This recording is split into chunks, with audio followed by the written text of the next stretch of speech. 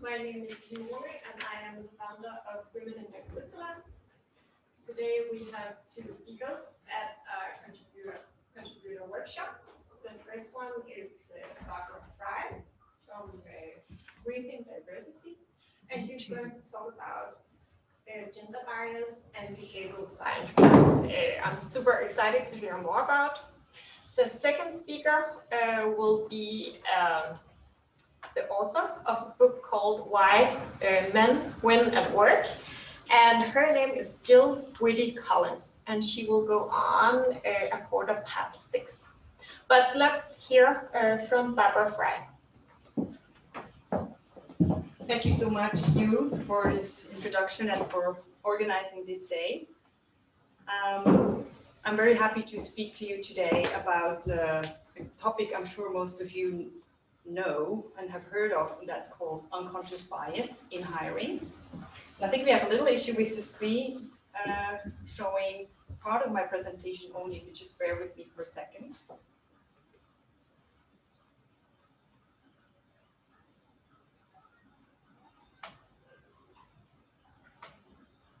No, that's just a little bit. Wonderful, thank you so much. So unconscious bias, for people who have been thinking about diversity and inclusion, I'm sure they also know the term unconscious bias. It has become quite a reference term in the sense that it's a reason why progress is very slow in making organizations more diverse and inclusive. So unconscious bias, we will talk about what it actually is and why it actually is making our decisions, how is it affecting our decisions, and why it's worthwhile thinking about how we can overcome bias and how we can design systems and processes that help people in organizations make decisions that are more objective and fairer. When you've heard unconscious bias, maybe also you already made a link in your mind with the term training. Unconscious bias training is something that's being done a lot, awareness training, and a lot of organizations globally and also in Switzerland have started or have been doing this for a while, awareness training, so that people become aware of their biases and what does it mean in daily life in organizations. I'm the founder of Rethinking Diversity, and that's a boutique consulting company focusing on diversity and inclusion. Our approach is really translating findings from behavioral science into the diversity and inclusion space, because we believe, based on what we know today on the brain, awareness training is certainly an important step. Without awareness, you don't create any change. But there's so much in research that is known today that can be translated directly into the organizations that will help actually make progress faster, because unconscious bias can be tackled systematically. So let me just jump in a little bit of science and talking about how our brain works and how our brain is dependent on what we have experienced in the past, and also how we are taking decisions, what's the context, how the information is presented to us. So most of our actions and things we're going to do about in a day start with an intention. We plan on doing something, we have an intention of creating something, of contacting somebody, of becoming better at something. So intention, well, everything starts there. And then obviously we have to move to action, actually doing what we set ourselves to do. And we all know that oftentimes it's not so easy to get from intention to action. Why is that? Well, intention is actually often blocked by the way our brain functions, by the way we go about making plans, what comes in the way, by the way we make judgments. And there are two fundamental concepts in the way behavioral science thinks about decision making. There are two aspects that are important to understand. One is the wiring, and wiring can be translated things that you have experienced in the past, emotions that you have, role models that you have witnessed, things that make your brain the brain you have. And then the context. Why does it matter? Context means the way I'm presented information, the moment of the day I have to do the action, or who is sending me the information, where do I read about this topic, who is the sender. All these things matter a lot in this path from intention to action.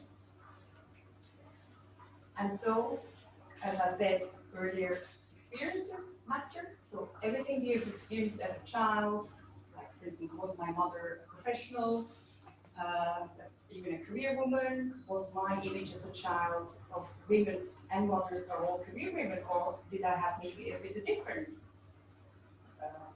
role model in my mom? And I don't need to judge. I'm a mom myself. I have been working from home, even for a short time. I was at home, and most of the time I've been working as a mother. So I know a bit the pros and cons and the stereotypes that goes with both choices that we make, basically. What also impacts our decisions are the emotions of the moment. Am I angry about something? Am I feeling happy? Am I being reminded by the situation I have to decide about a bad memory of the past? So the emotions obviously have an impact on how we actually go from intention to action.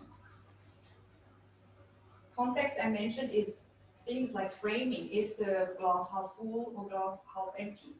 The way I look at things, the way things are presented to me. It can also be things like, is it easy actually to do the action? Or is it really complicated and it takes a lot of energy for me to do that, what I set out to do? So if you take a simple example, a lot of people at the end of the year, New Year's Eve, they have the resolutions of a better lifestyle in the coming year. One famous resolution is, I'll go to the gym 3 times a week. So we all know that with best of intentions, oftentimes we cannot follow through. And we know that it would be good for us, we would benefit, our health would be better, we might be looking better, feeling better. So there are all these benefits out there in the future. But in the present moment, to decide to go to the gym, a lot of reasons why I don't go, right? We know that from experience. And as I mentioned in behavioral science, these things are understood as part of our wiring that makes it hard for us to follow through. Like, am I normally a procrastinator? Is that something that's actually part of my nature? I have actually a hard time following through on many things. Or is it just going to the gym that's hard for me? Or what actually are the emotional benefits of going to the gym for me, and what is the cost? And we know from behavioral science that most people have, or actually humanity has, a present bias. Present bias means things that happen now have much more weight than in the future. We discount the future very rapidly, and it's just an automatic, let's say, almost rule that our brain has. The present always overrules the future if we don't make an extra effort to actually give more weight to the future. Then another aspect in this example of going to the gym 3 times a week could be what could help actually if somebody sees me going, if maybe my partner observes that I'm not going 3 times a week, that might actually help to make me go because he or she says, well, you're not going, you said you would, so that could help. Or also things like, oh, the gym is 10 kilometers away, and maybe should do something closer. So all these aspects go into this equation from action to intention in this very, very simple example. There is an understanding in behavioral science that is fundamental in everything that is actually being researched on and taught in university and in science generally, is the work that was done by Daniel Kahneman on the way our brain processes information and takes decisions. And he has coined this term of system 1 and system 2 thinking. And he published this famous book of his called Thinking Fast and Slow. I'm sure many of you have heard of it. It was published now in 2010 in English, 2011 in German, where he describes in a schematic way the way we go about taking decisions. So system 1 is the fast brain, the intuition. It's effortless. We do it all the time. It's things like 2 times 2. It takes no effort. And it's the brain that we use and the thinking that we use in the vast majority of decisions we take every day. You could not always do an Excel sheet on the fact, do I wear brown or black shoes this morning? These things happen fast. And also in everyday life, in business, in human interaction, we need this fast thinking. We could not obviously work with system 2. System 2, which is slow, deliberate, it takes effort, it's analytical, and it's conscious. We actually are aware, oh, I'm actually really thinking about this problem now. So it's things like 28 times 17. Most of us, at least I, could do that just effortless. So system 1 and system 2 are elementary in the behavioral science of how we take decisions. And this will actually maybe come back through this presentation more, and it's important to remember that as we are taking most decisions in system 1, this is maybe not the right system to take decisions that are really important to us, that really have consequences for myself or for the organization I'm working for or the team I'm responsible for. So if we want to make sure to take objective and also fair decisions, we might want to think about this system 1 and system 2 thinking. System 1, as mentioned, is very dependent and impacted by things like context. So what is the environment around us? How is the information presented to us? And I would like to show you an example of a study that was done in Israel roughly 10 years ago. And if you think of people who have to take objective, rational decisions, who have to really think slowly and be careful about the decisions, it's judges who take decisions about other people's lives. It's very important, and we really hope they are slow in their thinking and deliberate and careful. So there was a study done in Israel where they looked at judges and their decisions. Oh, I see my slides are stuck. Let me see if I can get that working. Is that on? Yeah. So this study was done in Israel. We're looking at judges who had to decide on appeal of people who were accused of a crime. And it was studied what is their judgment throughout the day. Is there a variation in the severity of their judgments? And it was found that actually over the day it varied a lot. So it started out with quite lenient and well-meaning sentencing, and it went down throughout the morning. You know, every person who came in had a stricter conviction until the moment it was really, you were really in bad luck if you were in that position. Then they had a break and they had a snack. They went back into session, and the pattern repeated itself actually over time. So it's quite striking in two ways. I think it's when you see it with hindsight now that we know, snacks and a break, of course they help because you're more relaxed and you're more objective. You think it's obvious that it helps. But the thing is, nobody thought about this, right? Nobody went into testing these things and made this experiment and really said, let's see if it has an impact. And the fact that it has an impact was quite dramatic in the sense that the judges were surprised, right? They were not aware of that, the impact that snack and break could have. And also the beauty, and that's often the case in behavioral science, the intervention, the change, how to make this better was obviously easy, right? You have a snack, you have a break. It didn't cost anything. What it cost was time, taking the time to assess the pattern and see what are the solutions, what can we do about it.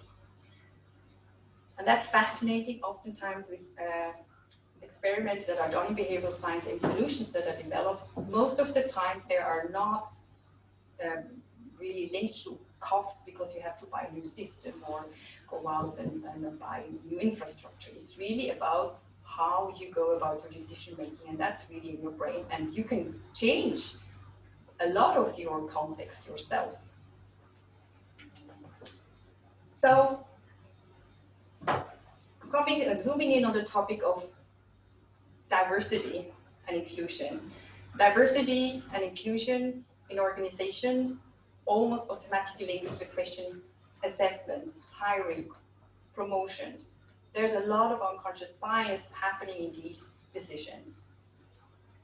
And I would like to start with a little example again. to tell you what I mean. I will show an example that will illustrate not only the impact of stereotypes on our decisions and affinity bias. Affinity bias means we are more, we automatically like people more that are similar to us. That's affinity bias. That's a very human nature element, and it's not bad in itself. It's just questionable if in hiring decisions this should be have such a big weight. And how actually salience, how visible something is, can even reinforce a stereotype. And this is important to know also, that we have people in HR generally take 10 seconds before they decide if a CV goes on the left or the right pile. I mean, obviously, big corporations have automated these processes, and there's the question, what is fed into the algorithm, right? But if people look at CVs, the decision is super fast. It's intuitive. And we know from before, system one thinking is extremely easily influenced by our previous experiences, by our biases. So this is a study from Germany done in the last, like 4 or 5 years ago. And actually it was an experiment where a CV was sent to corporations of exactly the same person. Like the CV was identical, it was just a different name. The first name is a German, very German sounding name, Sandra Bauer. She got a recall rate for interviews of roughly 20%. The second sample that was tested was the same CV again, but the name was changed to a Turkish sounding name, foreign name, Meryem Öztürk. Already we see a drop, 14%, like she has almost a quarter less chances, probability than Sandra to be called for an interview. But the drop is even more dramatic if the same person wears a headscarf. So clearly, salience here is an example. The headscarf seems to bring about a lot of negative stereotypes about this person that have obviously nothing to do with the CV, with the qualifications, because it was identical. This example obviously also illustrates that actually when you send in CVs, and when you ask for CVs as an organization, you should really not ask for pictures, and you should really also try to hide the name of the person for the people who review the CVs. And there might be other information that's actually worthwhile taking out, because you don't want people to be influenced by these kind of information demographics, which most of the time have absolutely no correlation with the question, is this person the right fit for this job? So we have seen with these examples that we cannot always trust our brain, because our brain actually is super efficient. It looks for patterns. In all the information that we are presented, we are super smart at finding patterns. But that also means we filter a lot of information out that doesn't fit this immediate intuitive assessment that we made. And also things that we learned in the past have a very strong weight here. And the rest of the information is not taken really into account. So that means we have incomplete information, to say the least. That means decision making is more prone to be, we're more likely to make mistakes. So we have this automatic way of registering and processing information, which in many situations in life is super important and helpful. Again, it is prone to be influenced by bias, and in decision making that is supposed to be or should be objective and fair, we should be really careful about this and look at ways to design better systems. Because oftentimes, like in diversity and inclusion, a lot of organizations are really serious about having more diverse teams. And it is very hard as a hiring manager or even as an HR professional to always have your unconscious biases in check.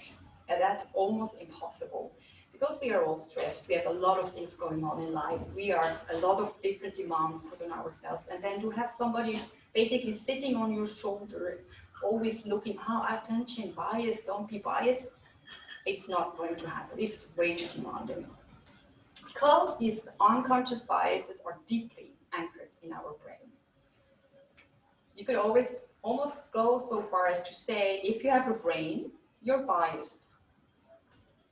And I think once we acknowledge this fact, I find it also makes the discussion about diversity inclusion more scientific in the sense that we are not here to blame anybody. We are not here to blame men of being against women. Bias is something that affects everybody. It affects women equally as men, and there are also many women who have biases against other women. So it is really something that helps, I find, put this discussion on a more neutral and also scientific level. So how can this be translated into practice, into the way people are assessed in hiring situations or promotion or evaluations? I'll see my slides are a little bit stuck again, see if I can move it. Here we go. So I mentioned earlier at the beginning of my talk the training of unconscious bias so that people are more aware. And I said we need more than training. We have actually better tools now with the insights from behavioral science that help us to look at the processes currently used in hiring, in evaluation, in promotion decisions, and look at these processes, have an assessment done and say, okay, where in this process is it most likely that bias comes in, and what kind of bias?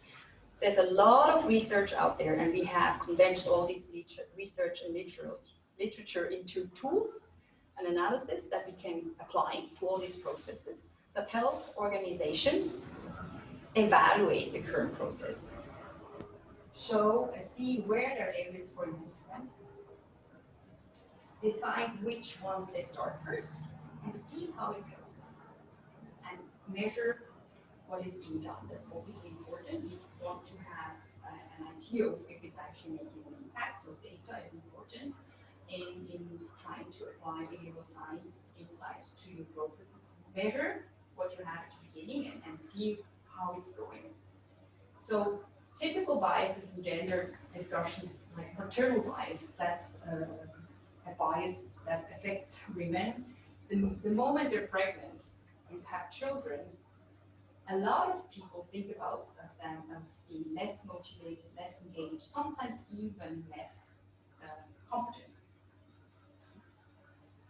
Performance bias is a bias that happens a lot in evaluations like performance reviews, because a good performance is not the same for men and women. Women tend to have a better performance and have a better results than men to be assessed equally. Likability bias is a very strong bias that is difficult for women to work around, because women are expected to be likable, to be nice, to be smiling, and if they are not, they come across as being abrasive, as being too direct. So it's a very difficult field for women to juggle. Okay, how nice am I? How smiling, or how am I still taken seriously, or what's my personal style? And so a lot of women are also really insecure about this. But clearly, it is a bias that works in many ways. And again, not just in men with respect to women. Women have the same bias towards other women. But it's important to be aware of it and see how we can actually design systems and processes that help us make this impact smaller. I mentioned already the affinity bias. That is clearly something that is happening in so many ways. Think of an interview situation and the person walks in and you have an immediate connection with this person. You feel, oh, he's charming, she's nice, so I like her scarf, we have the same taste. So there's something we feel, we establish a connection, and I think that's fantastic when you make friends, right? That's the way we connect with human beings. That's us. But if you take decisions in hiring, you have to think about how much weight do I want to give to this, right? And I'm not saying that this should be completely set aside, but I think as a team, as a hiring team, you have to decide, okay, what do we do with this affinity bias? Because it's there, right? So how much weight do we give to the I like And I think a lot of things are important actually also to be discussed in hiring teams. When there is more awareness about biases, then people can also say, yeah, I'm aware of it, I like him more than her, or the other way around. How important is it, right? So going on and say, okay, what does it mean for talent management in general? It's actually worthwhile looking at the process in the whole talent management life cycle. And here I'm showing you the hiring, recruitment process very broadly chopped up in the phase where you attract talent, where you're trying to hire the best, when you're screening and inviting people for interviews, how you conduct the interviews. Promoting fair is another a very important topic. How are people promoted is actually a very tricky question. The hiring process in many organizations has been already improved to quite a substantial degree, but promotions, once people are in the organization, is a more opaque field. And we know from research that women get less promoted even in the first round of promotion, and not because they ask for less promotion. It's just because they're judged differently, and these are really hard facts. So promotions are really still the big challenge to make organizations more diverse and inclusive.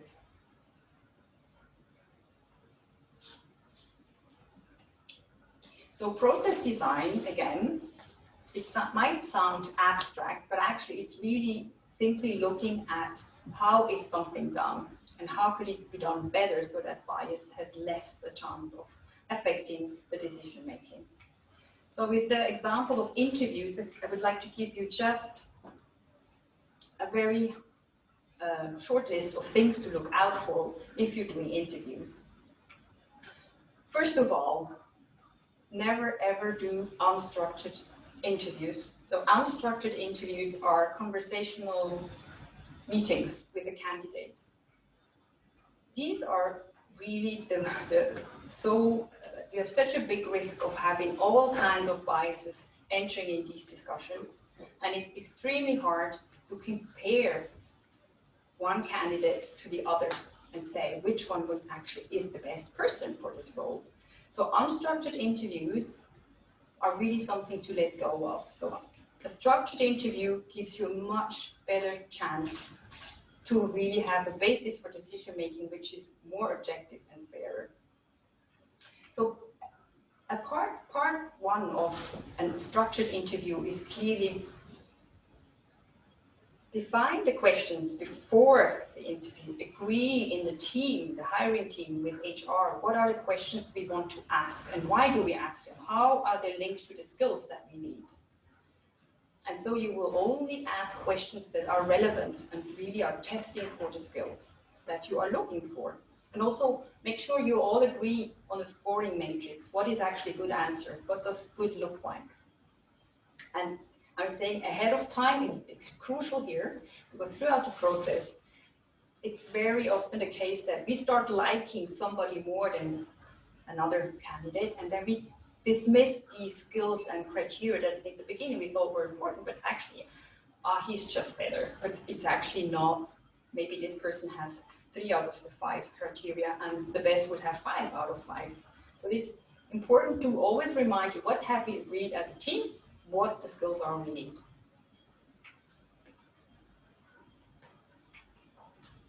Very important to ask all the candidates the same question. It seems like a no-brainer in a way, right? That you would do that. But if you don't have a structured interview, you will probably not do it. You will ask a couple of questions there, another couple there. So always the same questions in the same order. And then important to score immediately the answers. Immediately. Why? Because there are a lot of biases coming in, like the halo effect. Halo effect is, you've probably heard, like we have a very favorable impression because somebody answered the first question brilliantly. And we think, oh my God, she's fantastic, or he's going to be the person. So we look on the answers to questions number 2, 3, and 4 much more favorably. And so we have a bias, our judgment is skewed. So that's why it's important to give a score immediately. And then when you compare in the end between the candidates, compare horizontally. Compare question 1, how was it answered? Question 2, how was it answered? And not horizontally, because then the halo effect plays in quite strongly. And there's the opposite effect, obviously, the horn effect. If somebody starts out badly and kind of messes up the first question, we are cringing internally saying, oh my God, this is going to be tough, this interview. We all have these reactions, right? But having a structured interview helps you to stay on track and be fair to everybody. And you have actually also not potentially missed out on a great candidate who was just super nervous at the beginning. Don't discuss the scores with your colleagues. If you have a panel who assesses the candidate, don't discuss their scores. Why not? Because you influence each other very easily. It's important to write down your score individually and not discuss them.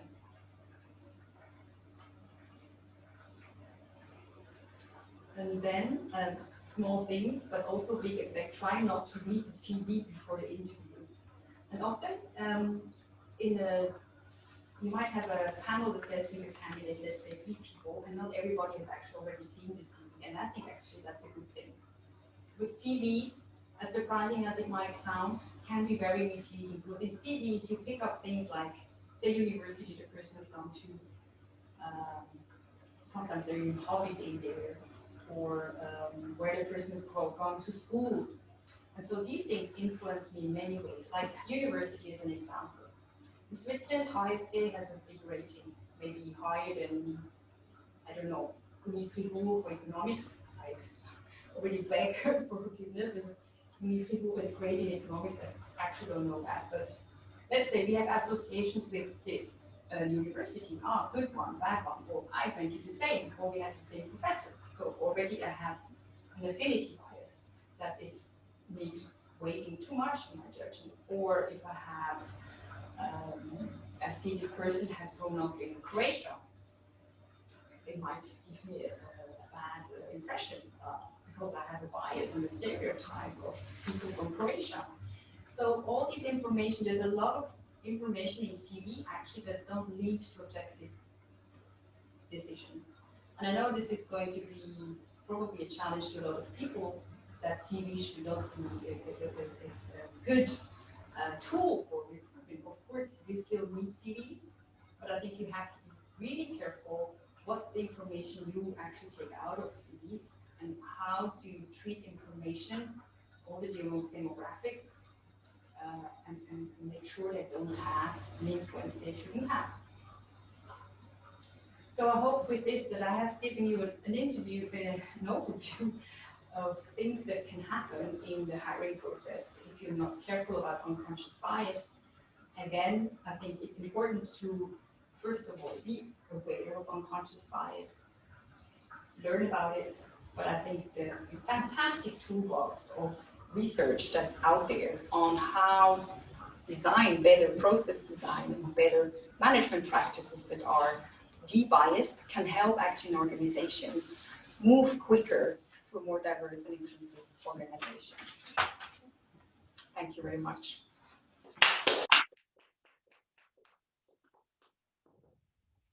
Thank you so much, Barbara. Thank you. I have some questions, so I cannot leave yet. But we should start with some questions from the online participants, if there are any. Nope. So I will start. When you talk about gender bias, there is a lot about, you have to involve management in order to get the diversity when you hire, and you need to be also on top level aware of this. But I heard you mention a lot, the HR department. So in relation to behavioral bias, is it also important to include management? Thank you. That's a great question. I think it's absolutely critical to involve, obviously, the leadership team, because they, in their case, it definitely needs to go also beyond awareness, right? Because I think ultimately diversity and inclusion needs to be a business priority, because there's so much evidence now that talks about why diverse and inclusive organizations are more successful. And I think for a leadership team, I think it will be important, first of all, that they actually meet this, right? That they set goals and that they hold their organization accountable for these goals. And I think, secondly, if you say behavioral science and the leadership team, there's a lot of unconscious bias in management practices. So management practices is things like how are people assigned to a really cool project, right? That gives you a lot of visibility, that makes you likely to be promoted. So how are these decisions taken, right? Because there's a lot of bias in there as well. So if management and leadership is aware of things, can also has, I think, a very important impact in making the organization more inclusive. Okay. And do you have any questions? Because then I have another one. You also mentioned that you get affected by looking at the CVs. And it's super normal when you hire people to look at the CVs. So what kind of selection process do you then suggest if it's not a good way to select the best candidate in relation to looking at the CVs? Well, I think the CVs are still obviously the standard tool. And I think I'm not saying to get the CV, right? Okay. What I'm saying is the CV, when you ask people to send in a CV, don't ask them for photographs, don't ask them for date of birth, maybe even don't ask, just make sure you have not all this demographic information that you probably don't need. But even if you have that, somewhere somebody receives the CV, right? So you have to see that the person who does the first screening, that you have removed the demographic information. If you already have it, make sure you store it somewhere, right? That you can still obviously say A is A and B is B. But to the people who assess these people, take this information out. I think that's the job of HR, or in a smaller organization. Look at blinding these things, right? You can even just make a photocopy and just cancel it out. I think you have to be creative in a way and say, okay, we want to be more objective. What can we do? Very simple things. Okay, let's just take this information out, and you can also actually test these things, right? Even as a small organization, and see how did it go. Are we happy? How did it affect our decisions? Yeah, true. So CVs are not out yet. They're not out yet, but I know there are companies actually in the UK who are working on a really cool tool that allows them to, their selling pitch to companies is actually forget CV. We have a better assessment tool for you. So there are people working actually, because it is this digital days, right? They are also already being programs and algorithms being developed for actual organizations. In their hiring process, they get rid of CV. So it's a leap of faith for a lot of organizations. Because the whole tool is based on behavioral science.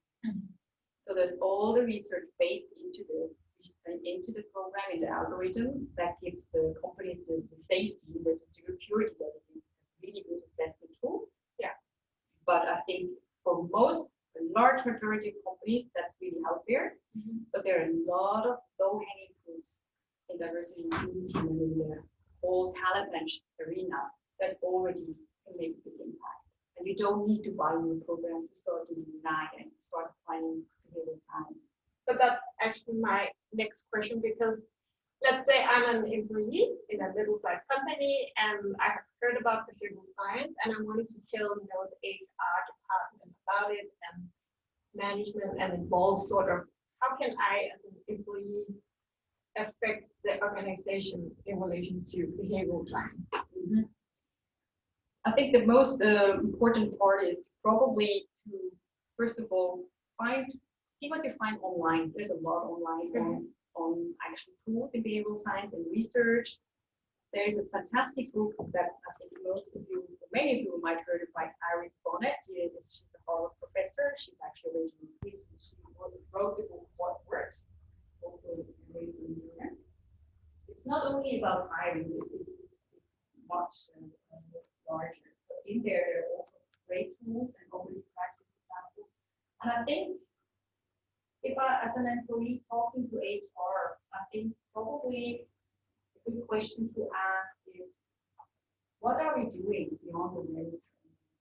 Because training is just, you know, you go in there for 4 hours, you leave, you've heard a lot of things that make sense.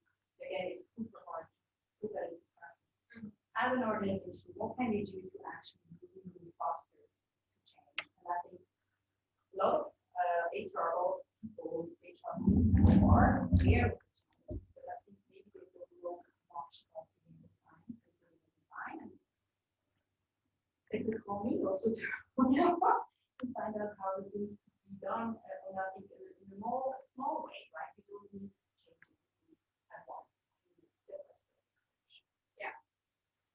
Thank you so much. It was really, really interesting. And if you have any questions, you can just reach out to us. We will make sure that you elaborate. Thank you. Hello. Thank you. And our next speaker is the #1 bestseller in France at Amazon. She wrote a book about why men win at work still. And actually, the purpose of Women in Tech Switzerland is to create awareness about gender equality. And we don't believe that it will still take more 100 and 200 years to actually close the gender gap at the current pace. So we want to create this awareness about all this amazing documentation which is out there, but we also want to take some action. And one of the actions we are taking is bringing people together who can add value to the whole gender equality discussion and really do something about it. Tomorrow, for instance, we have another event where we will live have a job interview where I will interview Josephine, and we will ask all the gender bias questions we can find. And you will really be surprised about how many of the questions you have been asked when you have been at a job interview. And after the job interview, we will have a quiz to test your knowledge about gender bias questions and gender bias in general. And then we will have Barbara really criticize the whole interview so we can learn from mistakes made. And that's tomorrow from 1 to 2:30 here at Trustgraph. And what we also were going to discuss today is that all this documentation is out there, and a lot of initiatives. We have the EDGE certification in relation to gender equality. We have the advanced commitment from a lot of the companies here in Switzerland. And we want to make sure that we cooperate with all these organizations and initiatives already out here. So if you're aware of, an organization that do a really great work, we would love to hear about it because we don't want to do double work. We want to create value in addition to the existing initiatives which are out there. So instead of work alongside each other, we want to sort of work together. And that's a big task, but we're getting there. But it's a long way, and we really need the support of all of you guys to support gender equality, because we know from documentation, experience, and interviewing people from corporates that it actually creates a lot of value when you have a diverse team. But let's take a break of 5 minutes, and then we will get back.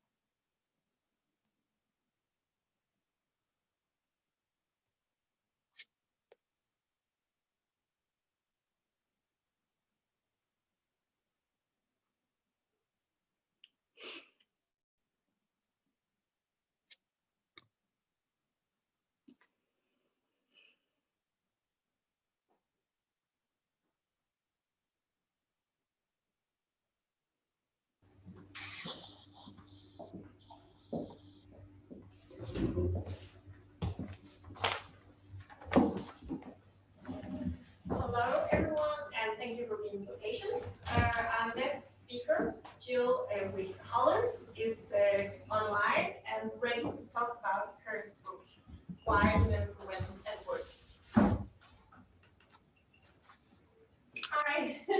Hello there. Hello everybody. So I am Georgie Collins. I am the author of Why Men Win at Work, and obviously a speaker and consultant, coach, board member on a mission to end gender inequality. A few words about myself first before I talk about the book. For many years, my previous life, I was 26 years at Procter & Gamble. So I was working on the businesses and brands there. I worked on global brands like Olay, Always, Pantene, and many other amazing brands. And in my last few years there, I promised myself that I was going to write a book about gender equality and diversity and what we need to do about it, based on some of my experiences, but also reading about, researching, understanding the experiences that women are having everywhere. Why did I need to write the book? You know, as I researched, I just learned the huge extent of the issue, that this was absolutely not something that was me or the people around me or the company I was in. This was something that was happening to women everywhere, every organization, every country, every society. And I know that it's even more of an issue in the tech world than it is in the world in general. But even generally, you look, I mean, wherever you look, if you look at the leadership positions, you'll see 90% plus men. Where did all those talented women go, you ask yourself? Where did all those incredibly intelligent women go? And, you know, we look in society, 3% of venture capital funding goes to women only. 25% maximum of what we see in media, in journalism, is women, or is provided by women. So it is very much still a man's world. And I found it absolutely incredible, actually. I sort of stepped back and said, hey, it's incredible that we actually accept this. We actually just accept that this is the way that the world is. And it's unacceptable that this is the way the world is. Women are 50% of the population, of the intelligence, of the capability, of the competence. It's unacceptable that they're not 50% of the power and of the leadership and you know, of the people who are making decisions that affect all of us. And I just really felt and feel that it's time to stop being positive, patient and polite about this and accepting it, and time to get some action. So I kind of felt, you know, why did I write the book? I sort of had to, really. I felt I had to get some of this stuff out there. So I was just going to talk a little bit about what I talk about in the book. Obviously it's 200 pages, so I can't cover everything, but just to give you a little bit of a taste. The first thing I would say is I really believe that before we can fix things, we have to understand them. We have to truly understand why they happen, what really causes them. We have to go beneath the surface. So the book does really go very much beyond the facts. It's not just a statement of the reality of the issue of gender equality and the lack of diversity. It really goes beyond that and really gets into why does it happen, really, and really, you know, to quite a deep, often psychological level of why.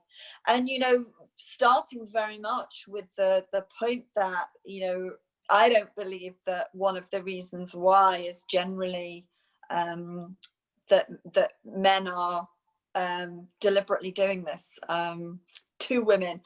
I do not believe that most men wake up in the morning and think, how can I build a patriarchy today? and how can I put as many barriers up in front of women as possible and hijack their careers. I think most men are good and decent, and have very good intentions. They're not sexist, they're not misogynist, they're well intentioned, but nonetheless they still unintentionally do things that do create barriers. So the book talks about that, and about those barriers and how they're created and why. It talks about the invisible power of culture and the important role that has to play, that when anybody is in a dominant culture, a culture that is dominated by one group of people, whether that's one race or men or whatever, it is actually impossible for a person to flourish and succeed and truly perform to their peak in that culture. And so it talks about the real importance of frankly not having a dominant culture, avoiding creating a dominant culture, and avoiding being in a dominant culture, because it's just not a road to success. It also talks about unconscious bias. Obviously, I think we're all aware, I hope we're all aware that we all have unconscious bias. We are all biased towards things and against things. Even women, by the way, can be unconsciously biased against women, based on all of the things, all the images and all of the stereotypes that have been fed to us since early childhood of what a woman is and can be, and what a man is and can be. So it talks about the really important role that unconscious bias plays in how we perceive each other and how we perceive each other's performance.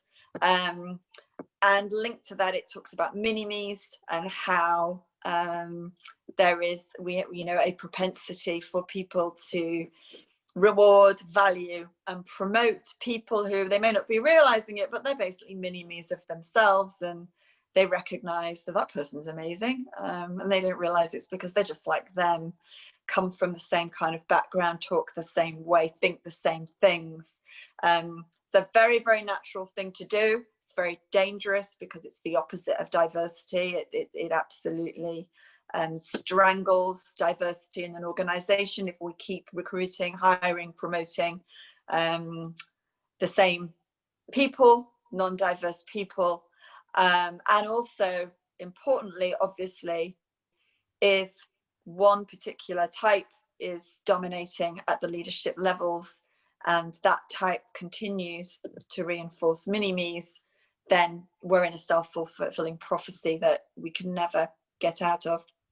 The book talks about the competence versus confidence equation and why this happens. Such an important equation. It's very human. We all love confident people. We like confidence. We feel confident in confident people. It's extremely attractive, and it's something that we often choose in our leaders and in people that we trust to work with or do work for us.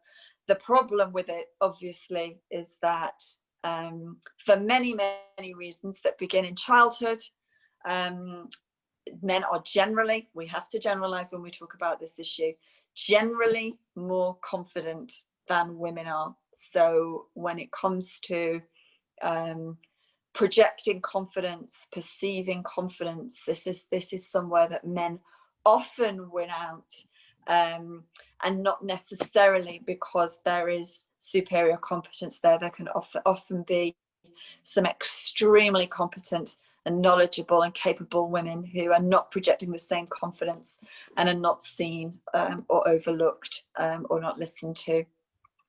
So we talk about this, then we talk about why this happens and how important it is. Linked to this, the importance of what I call giving good meeting, how we are so often judged by how we perform and show up in meetings, and how generally men do this so much better, so much more confident to take the share of voice, to take the floor, to keep the floor, to seize the floor back from women, and women generally not so strong at this, and so many judgments made in the meeting about competence. The book also talks about what I call the cruel bit, which is that even when women understand the things that men do extremely well to win at work, even when they understand them and try to copy them, try to leverage them, try to use them themselves, this usually doesn't work, because sadly, things that we are absolutely okay with men doing, we're not so okay with men doing. It's proven, for example, that when women do speak up as much as men in meetings, that's not perceived well. That's perceived as a strength in men. It's perceived too often as irritating and overly aggressive in women. When women ask for, we all know about the equal pay gap or lack of it. We all know about the pay gap and the lack of equal pay between men and women for equal work. And yet it's shown that when a woman asks for a pay rise, that is badly perceived, versus when a man asks for it being perceived as completely normal. So some cruelties in, when women try to go after equality, that doesn't necessarily work for them either. And then obviously not forgetting what I call in the chapter, sisters are not doing it for themselves, the lack of sisterhood, where too many women who have actually been successful are not supporting other women, not holding the ladder down, or at least shaking the ladder quite violently so that other women can't get up. And we'll talk about the reasons why that happens, and why that's so important, and why it's so important that women don't do this actually when they do succeed themselves, because as we've heard, men are supporting their mini-me's. So if women are not supporting each other, that's a double whammy again. The book also talks importantly about the women who do win at work. I call them the super 7%, the women who do make it. It's not 0% of women who make it to CEO or to the leadership levels. Some women do make it, and they have exactly the same barriers to overcome as the rest of women. So the book talks about what is special about those women, what is different about them, what sets them apart.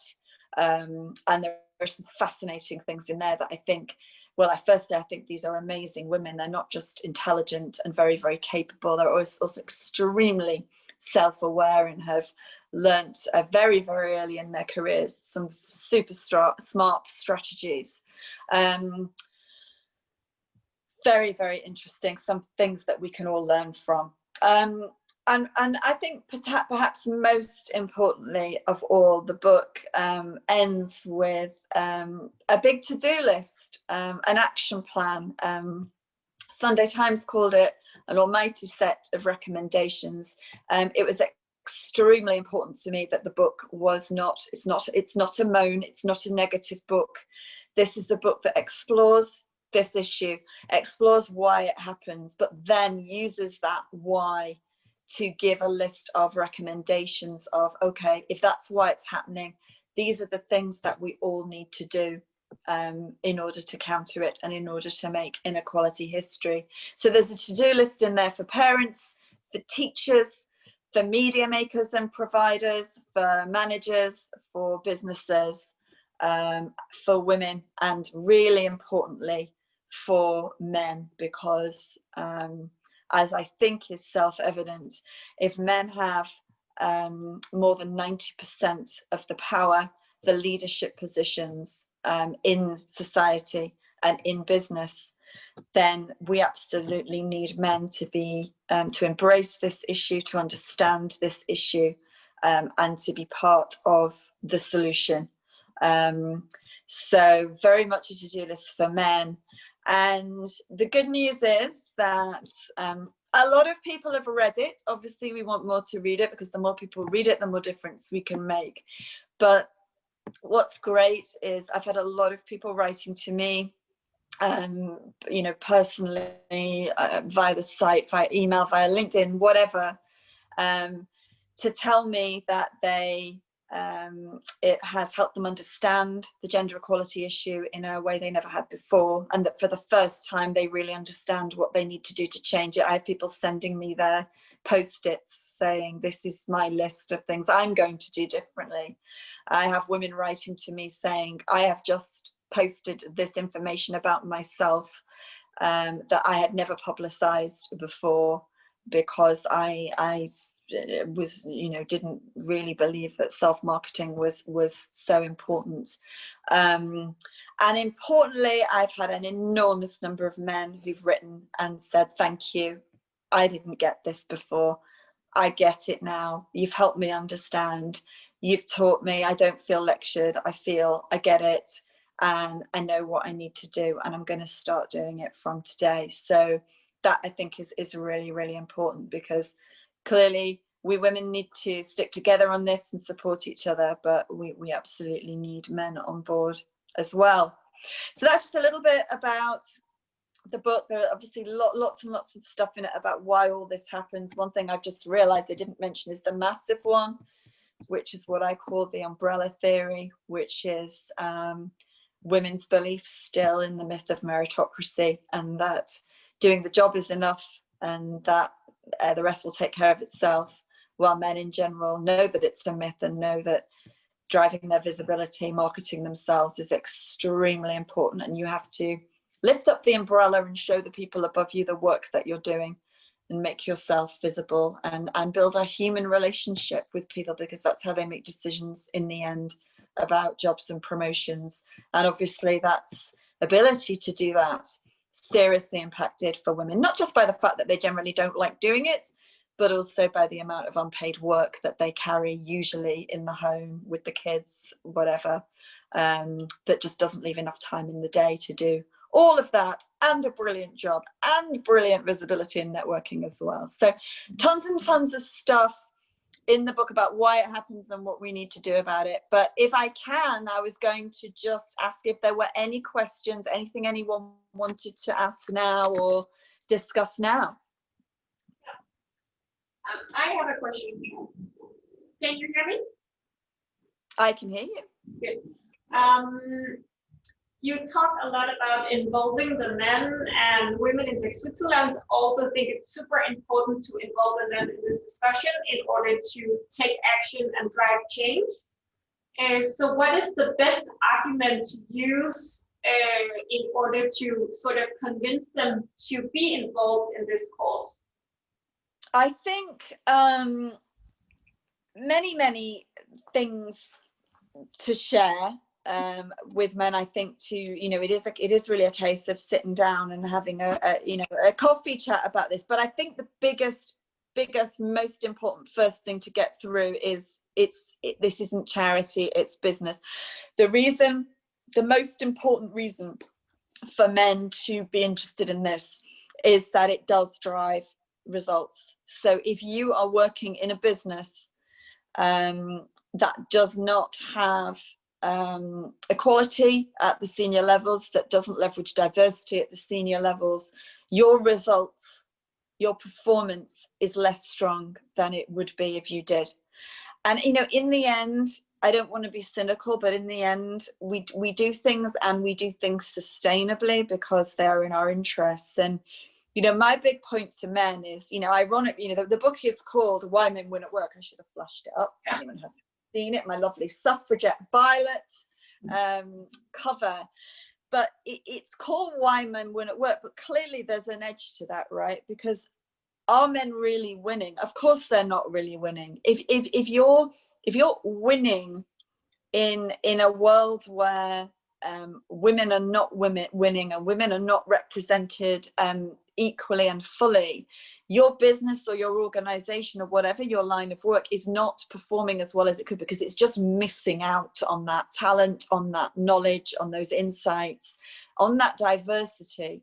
And so you're not really winning. You're winning in your little world, but you could be winning so much bigger if you were in an equal and diverse organization or business. So I think that's the first big argument, because I think when people truly internalize that and truly believe that. And it's not a difficult concept, right? If you have more diversity of thoughts and opinion and input and ideas and insights, you're going to come up with better solutions, better decisions, better innovation, all of those things.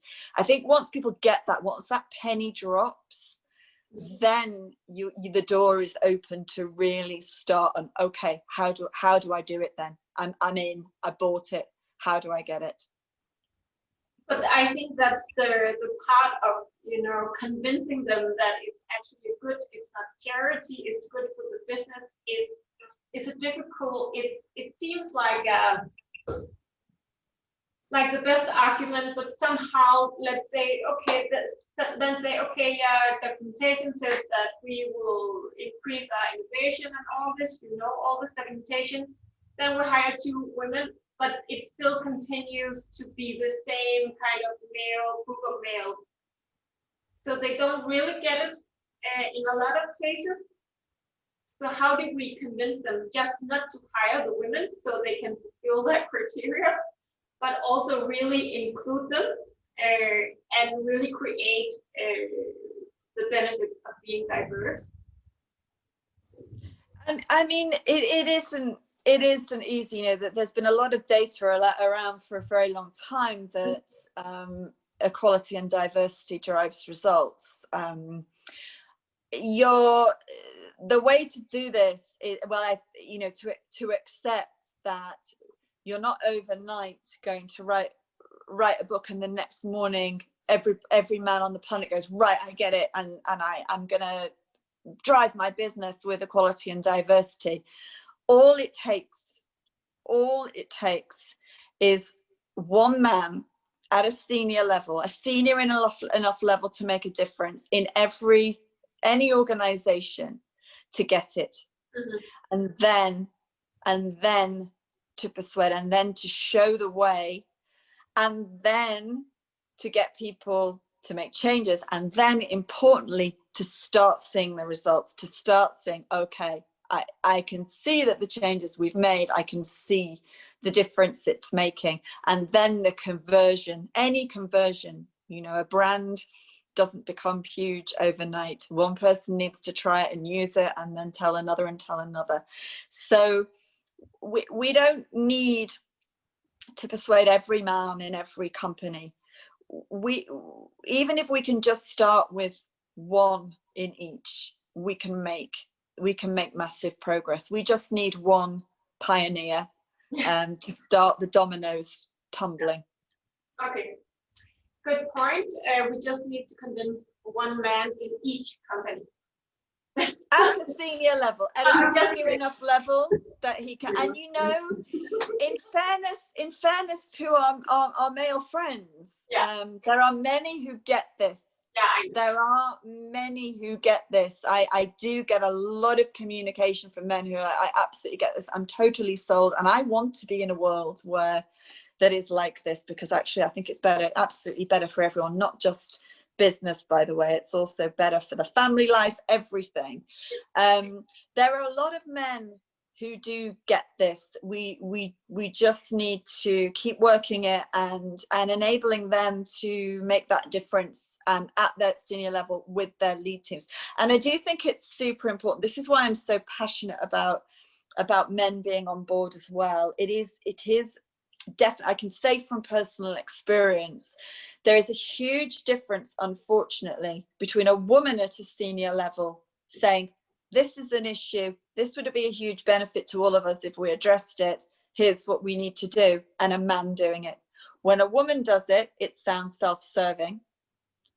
When a man does it, it sounds like, oh, that's interesting. So it's so that's why it's so important. Every time a man speaks up and supports this, it is incredibly powerful. And I think that's one thing we do need to keep sharing with men. It's not just, here's the data that says it's better, but just keep reminding them how incredibly powerful it is when they support this cause.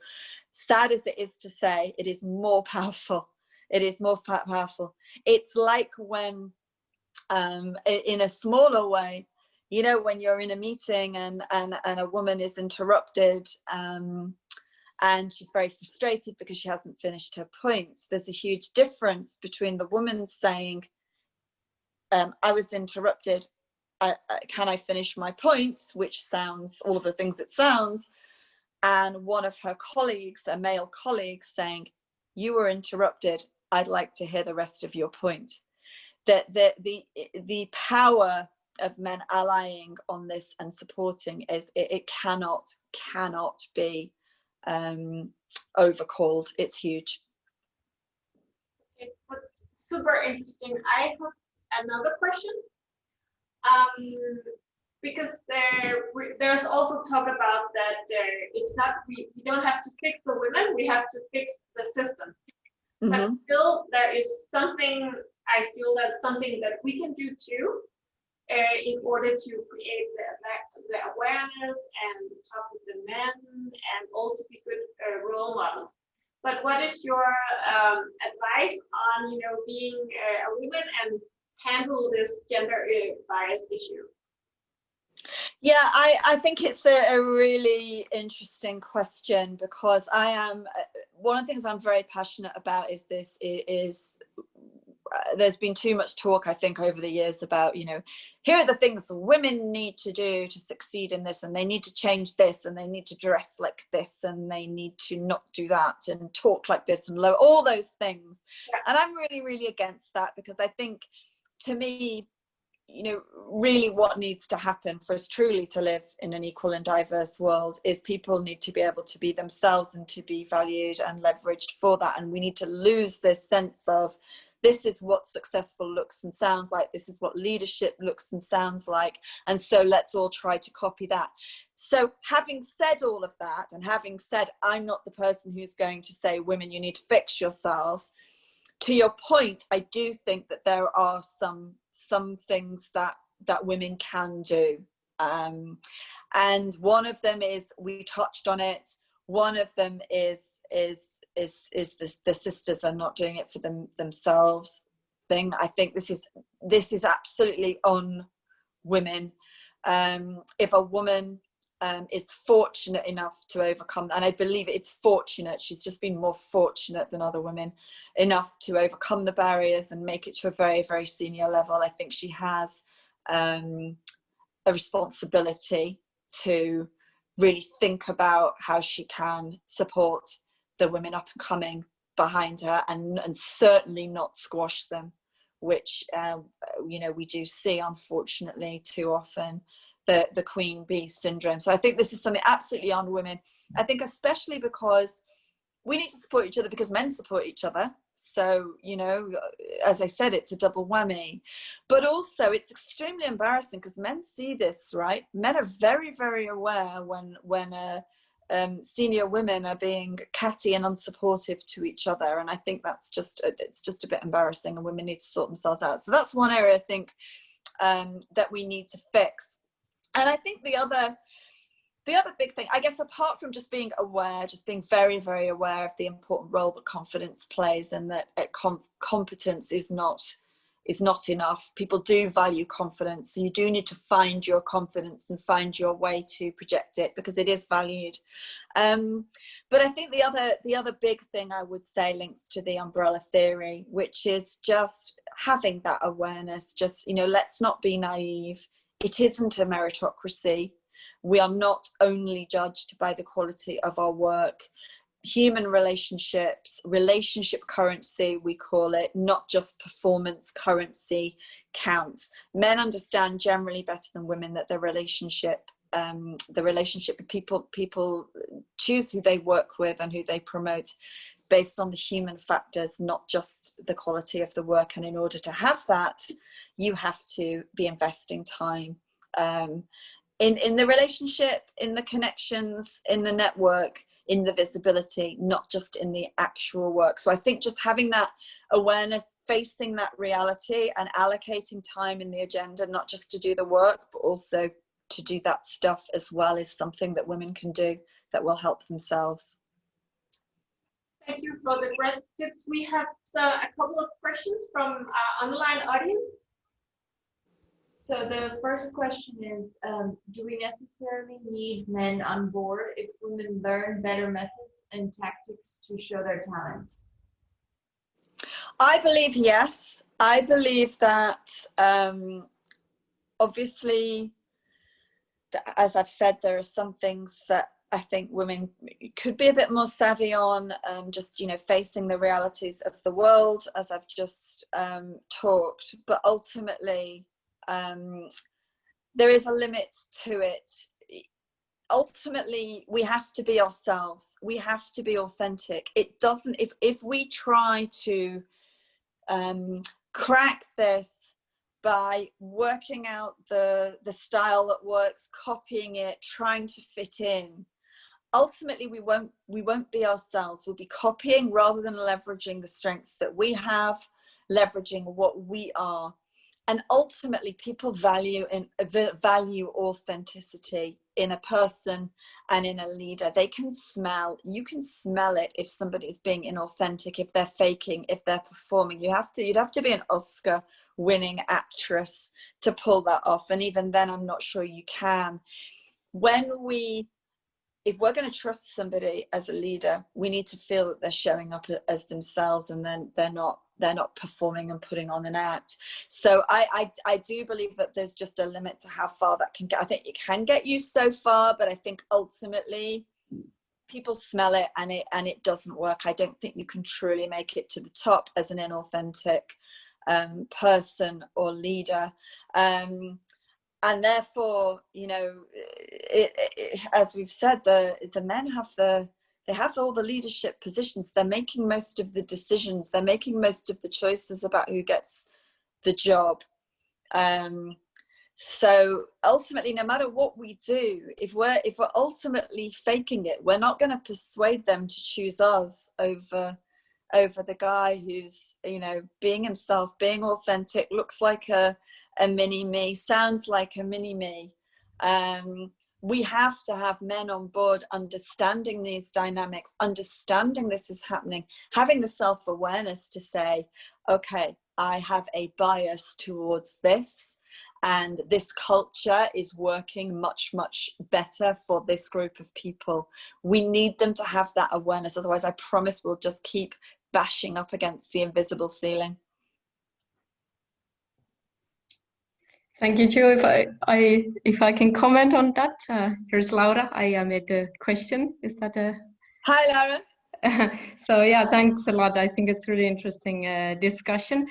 I guess one reason why I made the question was that I think it's somehow more comforting to think that I would not have to, or we would not have to wait for other people to change, so we could make the change from our side. But of course, I also agree that there are you can do only so much for yourself.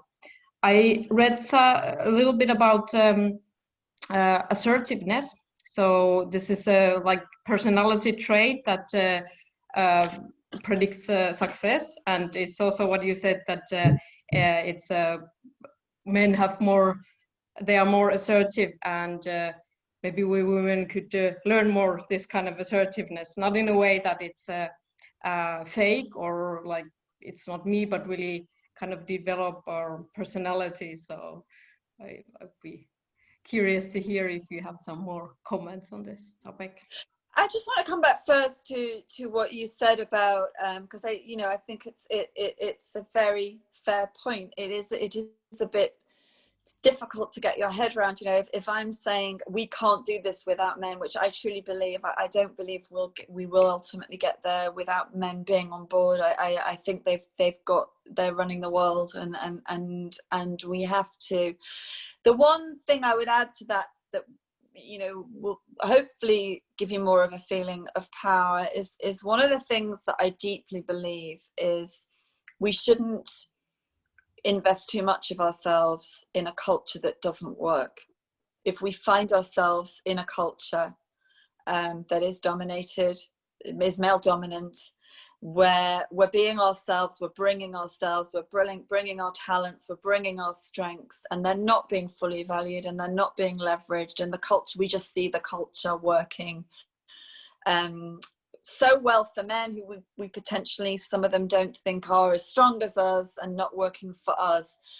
My big advice is don't invest too much of your time and energy in trying to change that culture. Extremely difficult, nay, impossible, perhaps, to change a culture when you are not part of the dominant culture. You can change a culture, but you have to be on the right side of it to change it. Very, very difficult for the minority in a culture to change it.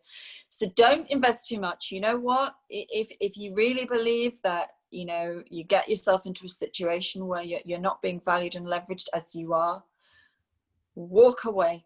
Take your talent and your brilliance somewhere else. Find another culture where you can be. That's something you can absolutely take into your control. And many, many women have done it. I think it's incredibly courageous and absolutely the thing to do, whether that's your own business or just another culture that gets it. Because you know what? Over time, the cultures that women leave for these reasons, they'll start to realize that they're losing fabulous women because the culture wasn't making those women feel that they belonged and they could perform. So I think that, you know, just wanted to share that, because ultimately that's our power. You know, the power that we do have is we can walk away. We can take our brilliance elsewhere. And I know sometimes that's really scary, and I know sometimes people don't feel they have that financial option, but if you do, you can do that. And I think it's extremely useful to remember that it's like anything in life. If people think that we will stay no matter what we're being put through, they treat us very differently from if they know that we will walk away. So there is absolutely power in that. Your question on assertiveness, I think assertiveness is an interesting one, isn't it? Because I think it's all about how you do it, really. I think you can either, sometimes when we think about being assertive, if we think about it in a certain way, you kind of go, you know, whether it's coming from a man or a woman, if it's done in a certain way, it's not very attractive, and it's not necessarily somebody we warm to or want to work with. I think basically when it starts to get into that aggressive end of assertiveness. But assertiveness really just means knowing what you want, knowing what you will accept, knowing what you won't accept, and just making sure that, you know, you operate within that.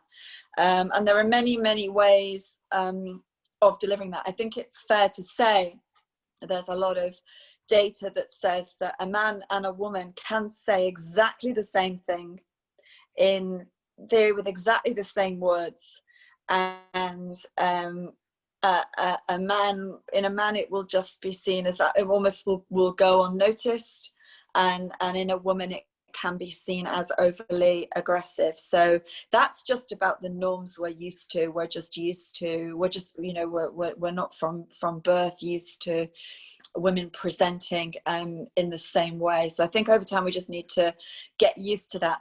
My big advice remains, I don't want to tell any woman to not be herself and to not do things in her natural way and to try to learn the man way of doing it. And by the way, even if she does, as I've said, the crawl, but it won't necessarily work. But what I would say is this, you know, not gender specific. At the end of the day, everything is a conversation, everything is a discussion. You know, in life, when we're trying to express something, we always need to try and express it in a way that we think the other person will listen and will respond positively. So we just have to think about the how. But ultimately, society's got to get used to women asserting as well as men. Thanks a lot. It's great. Thank you so much. And where is it possible to buy the book? So the book, I think the easiest, quickest way to get it is actually on Amazon UK. It's also available Waterstones. It's a bit more expensive. So it's a little bit cheaper on Amazon UK. It's a good offer on there.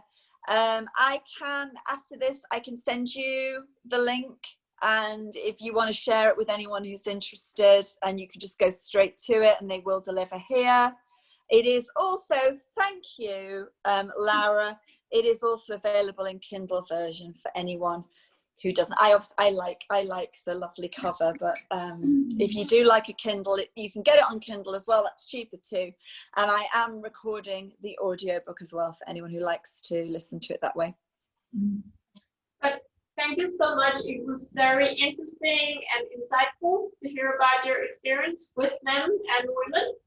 And please send the link and we will share it with you.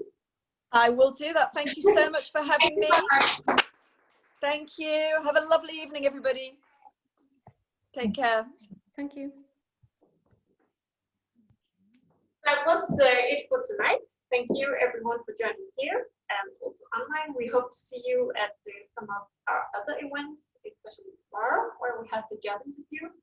And otherwise, have the best digital days and enjoy the evening. Bye. Thank you. What did you